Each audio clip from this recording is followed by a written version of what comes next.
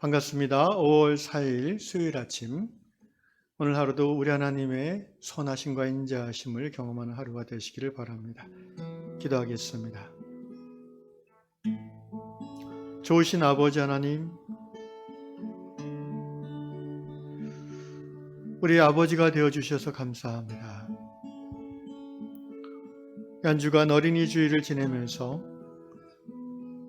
하나님이 우리의 아버지 되시고 또 우리가 하나님의 딸 아들인 것을 다시 한번 고백드립니다. 우리가 우리의 자녀들을 사랑하는 것과 비교할 수 없이 더 크고 깊은 사랑으로 언제나 우리를 있는 모습 그대로 받아주시며 우리를 사랑하시는 그 하나님의 사랑을 인하여 감사드립니다. 이 한 주간 어린아이 같은 마음으로 하나님의 말씀을 순수하게 받아들이고 또 그 하나님의 말씀을 내 삶 속에서 순전하게 실행함으로 부모 앞에서 기뻐 뛰는 어린아이 같은 삶 되도록 인도하여 주시옵소서.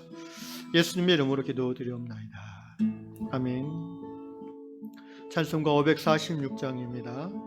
주님 약속하신 말씀 위에서, 주님 약속하신 말씀 위에서 영원토록 주를 찬송하리라. 소리 높여 주께 영광 돌리며 약속 믿고 굳게 서리라. 다시 한번. 주님 약속하신 말씀이 2절 세상 염려 내게 연습할 때에 용감하게 힘써 싸워 이기며 약속 믿고 굳게 서리라. 굳게 서리 영원하신 말씀 위에 굳게 서리 굳게 서리 그 말씀 위에 굳게 서리라.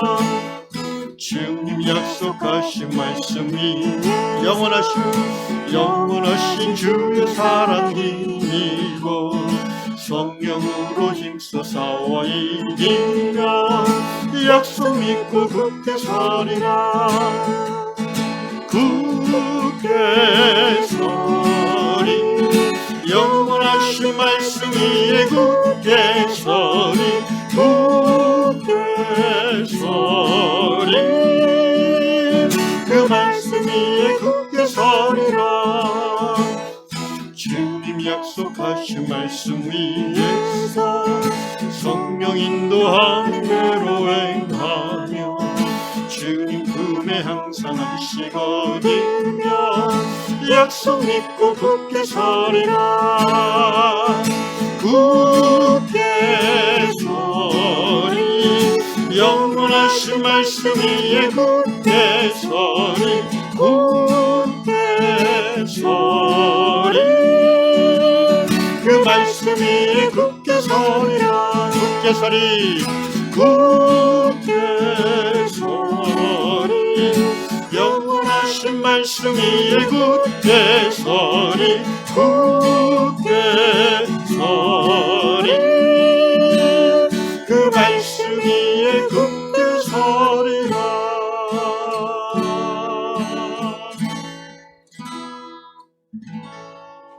아멘. 네, 오늘 하나님께서 주시는 말씀 잠언 1장 10절 말씀 한 절 읽도록 하겠습니다. 잠언 1장 10절입니다. 내 아들아 악한 자가 너를 깰지라도 따르지 말라. 다시 한번. 내 아들아 악한 자가 너를 깰지라도 따르지 말라. 아멘. 아프리카 나이지리아에 사는 조셉 형제의 간증입니다. 형제는 대학생인데 대학교에서 프랑스어 시험을 보면서 문제가 굉장히 어렵게 나왔나 봅니다. 주변 친구들이 여기저기 컨닝하는 것을 보았고 자신도 컨닝을 하고 싶은 유혹을 강하게 느꼈습니다. 형제의 마음속에 이런 생각이 스며들어오죠. 일단 컨닝하고 나중에 회개하면 돼. 이것 때문에 낙지할 수는 없잖아. 여러분 누구나 우리가 사는 동안에 이런 유혹을 경험합니다. 특별히 이것이 유혹이 아니라 당연한 일상인 사람들이 있고, 그러나 하나님을 경외하는 사람들은 이것이 유혹으로 다가오는 것이죠. 거짓말로 위기를 모면한다거나 또는 상대방의 부정직한 돈 씀씀이나 또 행위 등을 그냥 눈 감아주고 함께 그 혜택을 모르는 채 누린다든지, 사실은 요새 이제 새 정부가 들어서면서 이제 소위 장관들의 인사 검증이 있는데 이런 것들이 다 이제 드러나게 되어 있습니다. 이런 유혹은 이제 두 가지 종류가 있다고 볼 수 있는데, 하나는 내가 이 유혹에 넘어가서 이 일을 함으로써 누군가 직접적인 피해를 보거나 불이익을 당하게 되는 그런 유혹입니다. 이것은 이제 다른 말로 하면 범죄라고 볼 수도 있죠. 예를 들어서 이제 우리 조셉 형제가 얘기한 컨닝하는 거예요 말입니다. 특별히 우리나라 같이 이제 시험 성적으로 줄 세우는 그런 문화가 수십 년 이어진 상황에서 아마도 이런 유혹을 느껴보지 않은 사람은 거의 없을 것입니다. 그런데 이 컨닝을 하면 예를 들어 30명 시험 보는데 그중에 10명이 컨닝을 했어요. 그래서 점수가 한 10점씩 올랐어요. 나머지 20명은 제 실력으로 봤습니다. 학점을 상대평가로 ABC를 매길 때에 이 10명의 부정행위자들은 다른 20명, 컨닝하지 않은 사람들에게 직접적으로 피해를 준 거죠. 자기들의 점수가 오른 게 왜 그들에게 피해냐? 이게 상대평가니까. 그리고 A 학점을 받을 사람은 정해져 있고, 퍼센테이지가 그러니까 말입니다. 그래서 학교에서도 이것을 엄격하게 단속하고 부정행위가 드러나면 빵점 처리하고 또 근신, 징계를 하는 것이지요.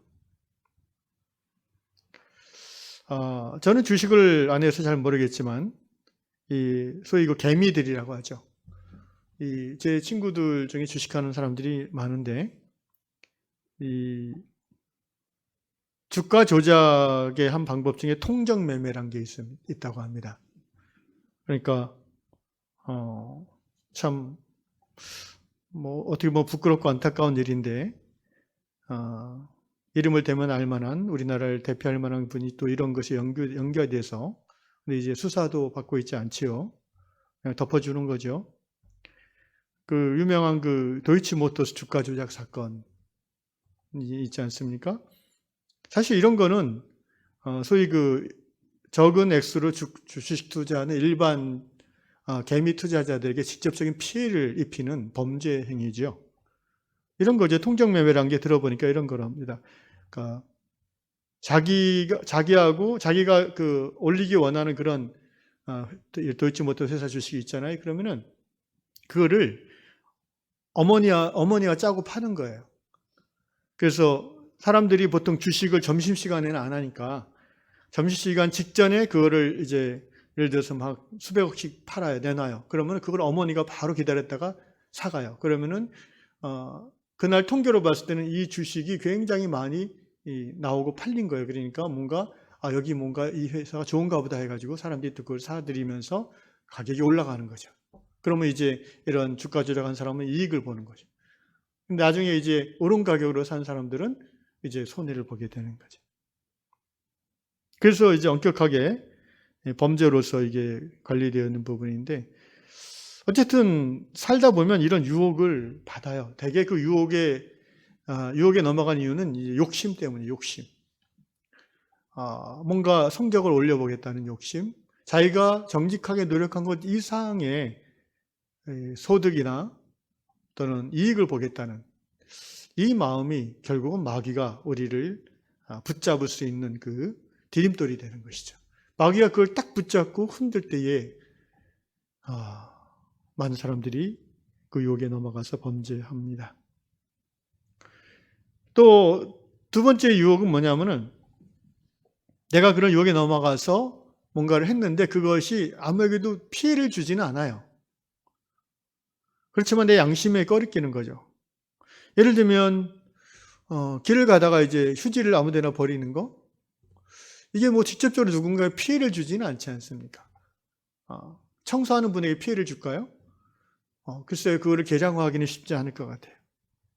또는 뭐 건강에 안 좋은 거 알면서도 뭐 이렇게 불량 음식을 먹는다든지, 또는 밤 10시, 11시에 뭔가 이 스트레스를 받아서 이제 막 뭘 먹는다든지 하는 거, 이게 뭐 사실은 범죄는 아니지 않습니까? 근데 유혹에 넘어가는 거죠. 그래서 자기 몸을 해치고 또 자기 양심을 내려놓는 거죠. 가정이나 교회 안에서 비근하게 일어나는 그런 마귀의 유혹들이 많이 있습니다.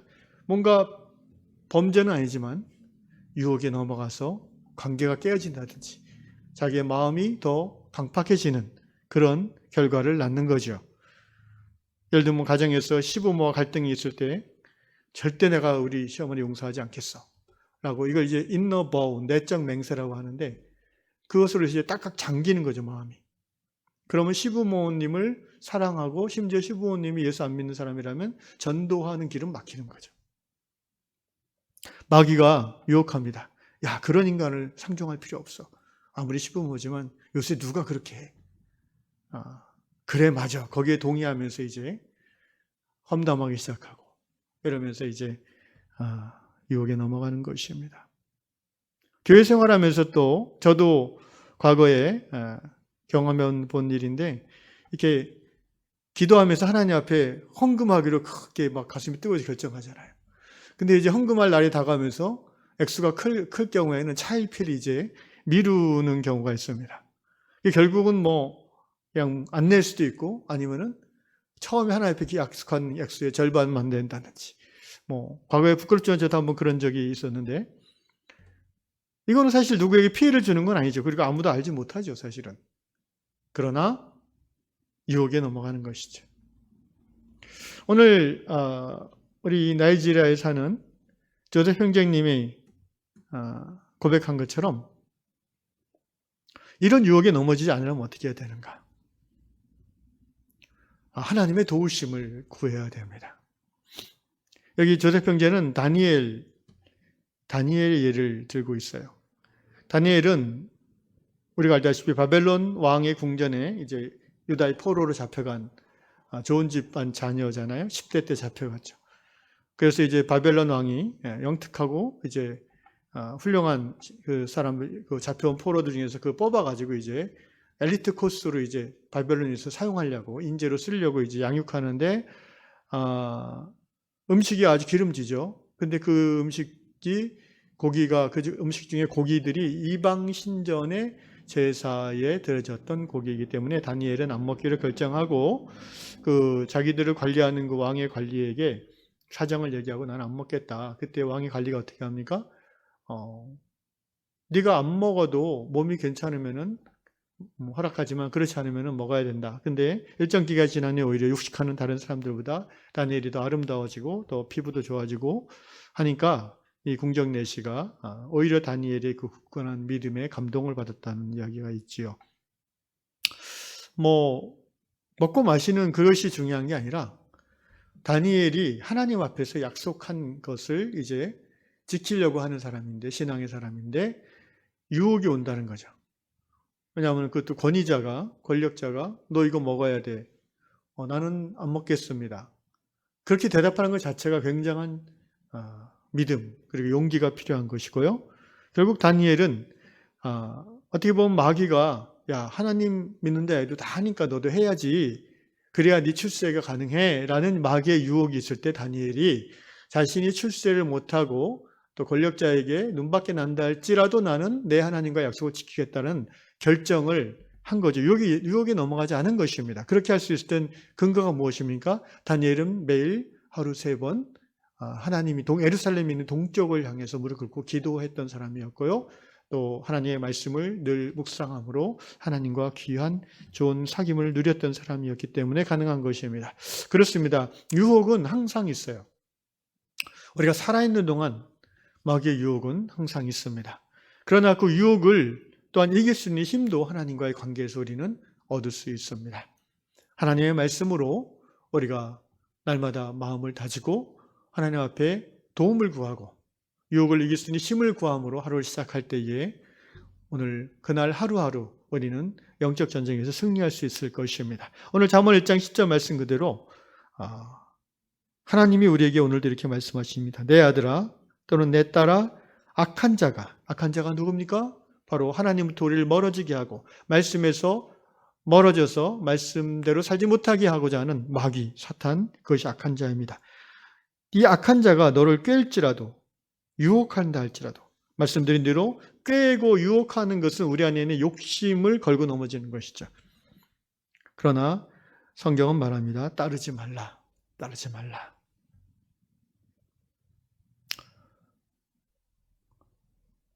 우리에게 유혹을 허락하시지만 또한 동시에 이길 수 있는 믿음을 허락하시는 하나님을 신뢰하면서 오늘 하루도 기도 가운데 유혹을 이길 힘을 받고 승리하는 저 여러분 될 수 있기를 축원합니다. 기도합시다. 하나님 아버지, 우리를 하나님의 아들, 딸일로 삼아주셔서 감사합니다. 내 아들아, 내 딸아 불러주셔서 감사합니다. 주님, 오늘도 내 안에 있는 욕망과 욕심을 이익을 얻고자 하는 마음을 토대로 삼아서 마귀가 사람들을 통해서 나의 생각을 통해서 유혹할 때에 주님 그것을 분별할 수 있는 지혜를 주시고 또 그 유혹을 이길 수 있는 믿음의 힘을 더하여 주실 줄로 믿습니다. 오늘 하루도 마귀의 유혹이 아니라 하나님의 말씀을 따라 승리하는 유학 모든 성도들 다 되도록 인도하여 주옵소서. 예수님의 이름으로 기도합니다. 아멘.